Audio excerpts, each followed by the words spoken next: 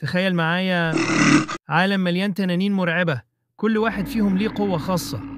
تنانين بتتحكم في النار، وتنانين بتتحكم في الجليد، وتنانين ممكن تدمر قرية كاملة في لحظة. لكن يا ترى مين أقوى اتنين في عالم فرسان قرية بيرك؟ مين التنين اللي لو دخل معركة كل التنانين تهرب قدامه؟ النهاردة هرتب لك أقوى التنانين في عالم فرسان قرية بيرك، من الأضعف للأقوى. واستناني للآخر، لأن المركز الأول هيصدمك.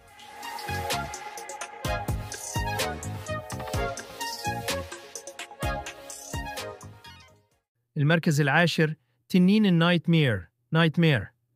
تنين سريع بيستخدم النار كسلاح رئيسي، لكن قوته محدودة مقارنة بالتنانين الأسطورية. المركز التاسع، تنين رامبلورن. تنين شرس معروف بقوة جسمه وصلابته، لكن ما عندوش قوة خارقة زي الباقي. المركز الثامن، تنين الموت الأحمر ريد ديث. تنين ضخم جدا، ظهر في أول أفلام السلسلة، قوي في الحجم لكن بطيء وحركته ثقيلة.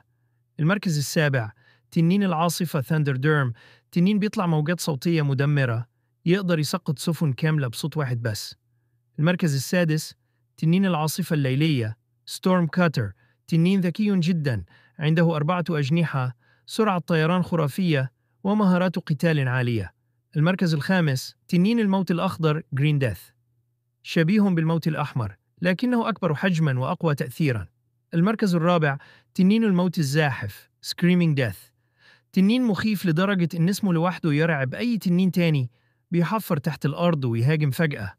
المركز الثالث، التنين ألفن بيويلدر بيست. أكبر تنين في العالم، قادر يتحكم في باقي التنانين بصوته، لكن بطيء في القتال المباشر.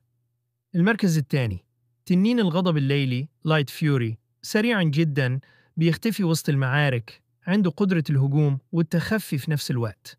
المركز الأول، تنين غضب الليل توثلس. التنين الأسطوري، الأسرع، الأقوى، الوحيد اللي يقدر يقف قدام تنين ألفن ويتحداه. مع ذكائه العالي وقدرته على استخدام قوى البرق، يستحق المركز الأول بدون منازع. وطبعا ده كان ترتيبنا لأقوى التنانين في عالم فرسان قرية بيرك. قول لي في التعليقات لو أنت عندك ترتيب مختلف، مين التنين اللي شايفه يستحق المركز الأول. واستناني في فيديوهات تانية هنتكلم فيها عن أسرار كل تنين وقصصهم الغريبة.